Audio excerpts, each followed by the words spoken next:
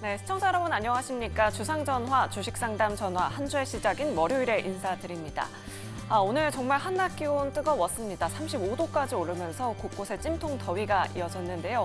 오늘 시장도 정말 뜨거웠습니다. 코스피, 코스닥 양대 지수 모두 강하게 상승하면서 참 오늘만 시장 같았으면 좋을 것 같습니다. 그렇다면 오늘 시장 복귀해보면서 내일 시장 좀 든든하게 대비해 보도록 할게요. 드디어 외국인이 돌아왔습니다. 오늘 코스피 시장에서 외국인이 700억 원 넘게 사들였고요. 오늘 일주일 만에 2,600포인트로 탈환했습니다. 엔캐리 청산에 대해서는 90% 이상 청산이 됐다, 30%도 아직 청산 안 됐다, 여러 가지 이야기들 계속해서 나오고 있는데요. 이번 주에도 경제 지표들 계속해서 많이 나옵니다. 경기 침체 우려 계속해서 이어질지 여부도 한번 확인해 보시면 좋을 것 같습니다. 자, 그럼 오늘 시장 핫했던 섹터들 점검해 보면서 내일 시장 든든하게 좀 대비해 보도록 할게요. 오늘 상승률 상위 종목에 있던 종목들 바로 전기차 화재에 관련한 종목이었습니다. 이닉스부터 3기 EV, 그리드 위즈까지 상한가 기록한 종목들 많았는데요. 전기차 화재가 정말 난리죠. 전기차 포비아가 일어날까 봐 정부가 오늘 안전 긴급 대책 회의를 논의하고 있다라고 합니다. 관련된 내용들 잠시 후에 자세하게 짚어보도록 하겠습니다. 오늘 화장품주들의 실적 발표도 굉장히 많았습니다. 마녀공장은 호실적 발표하면서 오늘 10% 넘는 급등세 보여줬고요. 코스맥스, 다른 종목들도 오늘 급등세 보여준 종목 많았습니다. 하지만 문제는 아이패밀리 SC였는데요. 오늘 거의 10% 가까운 급락이 나왔습니다. 실적 발표했는데 일본 쪽에서 좀 부진했다고 합니다. 과연 이런 선별적인 움직임 보여주고 있는 화장품주에 대한 전략도 어떻게 세워봐야 할지 잠시 후에 이야기 나눠보도록 하겠습니다. 마지막 특징 섹터는 바로 비만 치료제입니다. 일라일리가 호실적을 발표하면서 이 미증시에서 계속해서 급등세 이어가고 있는데요. 우리 국내 증시에서도 비만 치료제 관련주들이 뜨거운 관심 받고 있습니다. 오늘 대봉LS, 라파스 그리고 큐라티스는 특히나 12% 넘는 급등세를 연출했습니다. 자, 그럼 이 세 가지 섹터 이 두 분과 함께 이야기 나눠보도록 할게요. 이성웅 차장 그리고 김덕호 대표 나와주셨습니다. 두 분 어서 오세요. 오늘 열 폭주 관련주에 대한 이야기 안 할 수가 없을 것 같습니다. 이닉스, 3기 EV 이런 종목들 오늘 대거 상한가 기록했는데요. 이성웅 차장님께 먼저 여쭤보도록 할게요. 오늘 정부 쪽에서 긴급 대책이 나온다라고 하더라고요. 과연 이 시세가 내일장까지 좀 이어질 수 있을지 관련주들 어떻게 보셨어요, 오늘? 우선 열폭주에 대한 부분은 전 일시적인 어떤 주가적인 측면에서 봤을 때는 일시적인 어떤 이벤트, 그러니까 안 좋은 그런 사고가 발생하지 않아야 되는데 전체적인 이제 전기차 또 2차 전지 쪽에서의 주가를 연속성으로 가져가는 부분은 그전에도 그전에 화성 공장도 있었고 이 열폭주에 대한 얘기는 계속적으로 나왔었던 그런 상황이었었거든요. 그렇기 때문에 주가적인 측면에서 이게 연속성을 가져갈지 부분은 저는 아직까지는 좀 물음표다라고 좀 볼 수 있겠고, 다만 이제 정부가 본격적인 로드맵에 대한 부분에 있어서 전고체 이런 부분에 있어서 지원에 대한 방안 부분을 얘기를 하게 된다고 한다면 그전에도 우리나라 이 배터리셀 기업들 삼성 SDI도 그렇고 SK온도 그렇고 지금 많이 준비를 하고 있는 상황이거든요. 그런 부분에 있어서 그 상승 랠리가 이어질 수는 있겠지만 과거를 이 주가적인 측면에 돌아봤을 때는 이 열폭주에 대한 얘기는 이번만 나온 게 아니었죠. 그전에도 항상 얘기가 나왔었지만 주가가 올라가는 부분은 좀 제한되어 있었다라고 좀 볼 수 있겠고요. 그렇기 때문에 이 2차 전지 쪽과 이런 배터리 셀 기업들 접근할 때는 저는 아직까지도 두 가지가 해결이 돼야 된다. 물론 이제 이번에 열폭주에 대한 부분에 있어서 관련주도 올라갔지만 결국은 이게 좀 전기차에 대한 다시 한번 좀 시장에서의 좀 불신이 좀 생길 수 있는 그런 상황이라고 좀 판단이 되고 있거든요. 1차적으로 2차 전지 배터리 셀 기업들이 가려고 한다면은 전기차 쪽, 그러니까 미국과 유럽을 중심으로 한 선진국에서의 판매량이 늘어나야 되는 게 1차적인 그런 상황이라고 볼 수 있겠고, 그리고 이제 두 번째 같은 경우가 중국의 이 배터리 기업들과의 경쟁에서의 격차 부분이 좁혀져야 이런 시세가 연속성으로 나올 가능성이 있다라고 지금 판단이 되고 있습니다. 지금 현재 안타깝게도 이제 뭐 LFP에 대한 안전성이 더 있다라고 좀 얘기를 했는데 우리나라는 아직까지도 이제 NCM 쪽에서의 배터리에 대한 부분에 있어서 지금은 좀 이 비중이 좀 크기 때문에 이번에 열폭주에 대한 부분에 있어서 관련주 하면서 이 찾고 있지만 제가 봤을 때는 이 안에서의 그 전체적인 배터리 셀에 대한 우리나라 기업들에 대한 판매 부분 이런 부분이 1차적으로 늘어나야 어떤 이 섹터를 구분해서 또 접근하는 전략이 필요하지만 오늘 뭐 이런 부분에 있어서 열폭주 관련주로 해서 적극적인 매수 관점은 좀 그 자제해야 되는 게 맞지 않을까라고 좀 생각이 됩니다. 네, 알겠습니다. 차장님께서는 조금은 보수적으로 보고 계신 것 같습니다. 그럼 김덕호 대표님 의견도 좀 궁금해요. 윤석열 대통령이 직접 나서서 다시는 이런 게 재발되지 않도록 좀 주의해달라라고까지 했는데 관련주들 접근이 유효할까요? 아닙니다. 저도 마찬가지로 좀 지금은 보수적으로 입각을 하셔야 된다고 말씀드리고 싶은 것이 오늘 2차 전지주들이 마찬가지로 강세가 나왔던 것이 이번에 중국의 파라시스의 NCM 배터리가 탑재가 됐기 때문에 우리나라의 우리나라의 2차 전지가 앞으로 탑재가 많이 될 것이다라고 마냥 기대하는 것은 굉장히 논리가 어폐가 있습니다. 제가 이렇게 말씀드리는 원인은 이 벤츠가 이 파라시스라는 중국 기업을 선택한 연도가 언제냐가 굉장히 중요한데 이건 2018년도부터 이미 합작을 계속 진행을 했습니다. 물론 이 당시에도 논란은 있었죠. 왜 굳이 우리가 뭐 LG그룹이나 아니면 SK그룹을 활용하지 않고 뭐 삼성 SDI도 있는데 왜 굉장히 저렴한 중국제 배터리를 쓰려고 하는가라는 부분들에서 논란은 많았습니다. 근데 이 당시에도 벤츠의 최대 주주에 있던 상당 부분 지분을 갖고 있던 인물들이 다 중국계 투자자였다는 게 좀 확인됐었고 그러다 보니까 결국에는 지분에서 중국인 지분이 높다 보니까 중국 기업을 선택한 거 아니냐 이런 오해도 많이 불러일으켰어요. 근데 2018년도만 하더라도 우리가 2차 전지 관련돼서 지금처럼 뜨거운 붐이 있었고 지금처럼 전기차가 어마어마한 성장세를 보였을까요? 그렇지 않았습니다. 이 당시에 벤츠를 비롯해서 굉장히 많은 완성차 기업들은 2차 전지 사업에 대해서 특히나 전기차 사업에서 투자를 확대를 하면서 계속 이 시장에 대해서의 판단을 해석을 하고 있던 상황이었고 특히 2018년도부터는 여기에 이제 추가적으로 가격 경쟁력을 계속 주목을 할 수밖에 없었습니다. 뭐 우리가 아시겠습니다만은 바이든 대통령 때처럼 친환경 정책에 대해서 어마어마한 예산 그리고 지원금을 주는 상황이 아니었기 때문에 기업에서는 결국에는 가격의 메리트에 입각을 하다 보니까 인건비가 저렴했던 중국 기업을 선택을 했다는 것이 바람직한 해석이죠. 오히려 그러면 이번에 윤석열 대통령께서 발표를 했기 때문에 앞으로 그러면 이제 리튬 전지나 그리고 NCM 배터리에 대해서 탑재 부분들이 한국 배터리가 많이 탑재가 될 것이고 화재가 덜 날 것이다라고 얘기를 한다면은 이것도 저는 잘못됐다고 보고 있습니다. 2019년 7월 중순에 경기도 포천에 군 장비 창고가 불이 났습니다. 이때 창고가 불이 났던 게 에스코넥의 자회사에서 만들었던 리튬 배터리에 물이 들어가면서 그게 화재가 터진 거예요.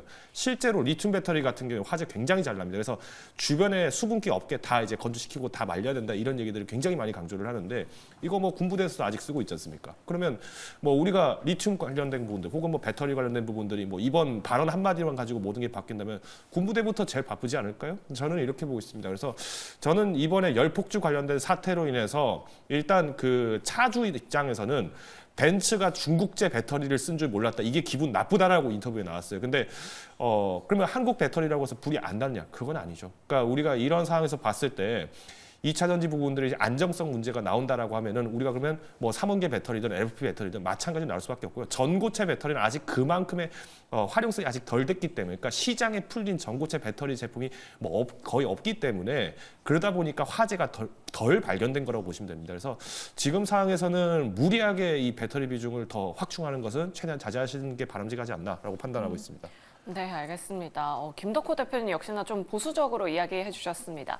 그럼 차장님께 또 추가적으로 여쭤보도록 할게요. 이렇게 화재가 나면은 뭐 전고체 배터리를 봐야 하는 거 아니냐, 뭐 꿈의 배터리 이야기가 계속해서 나옵니다.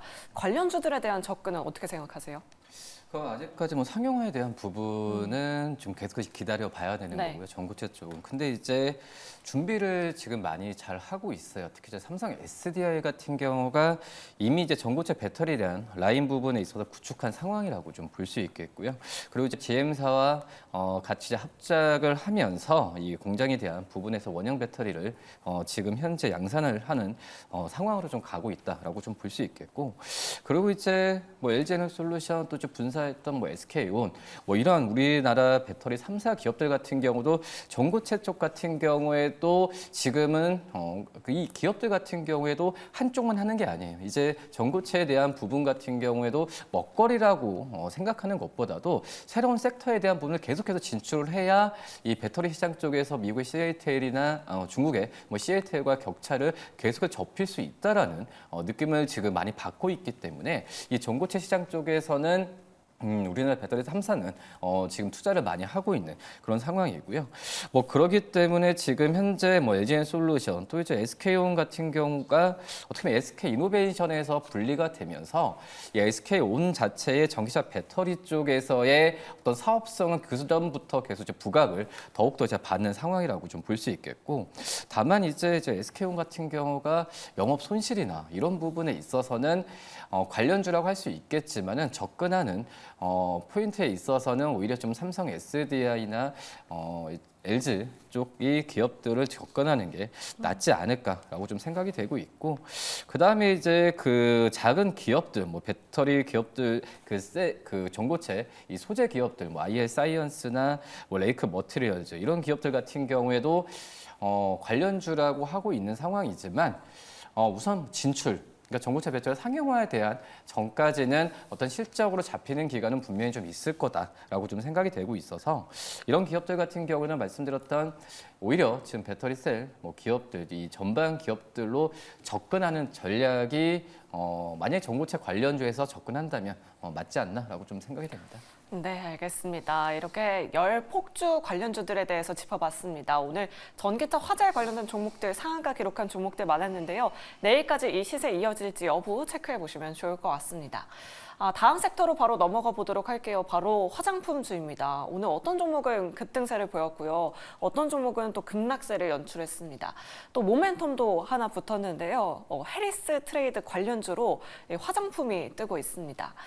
김덕호 대표님께 여쭤보도록 할게요. 오늘 뭐 해리스 트레이드 관련주로 화장품주가 좀 엮였었는데 그 이유가 뭔지도 굉장히 궁금하고 관련주로 화장품을 봐도 되는 건지도 또 궁금합니다. 네, 저는 지금 시점에서는 공격적인 매수는 자제하신다고 봅니다. 아. 오늘 이 화장품 섹터가 강세가 되는 원인이 해리스 트레이드라고 이렇게 부각이 됐다라고 얘기가 나오고 있는데, 만일 그게 사실이라면은 저는 이건 테마성 움직임이라고 보고 있고요. 상승했던 원인은 해리스 부통령이 여성이라서 올라갔다라고 저는 생각합니다.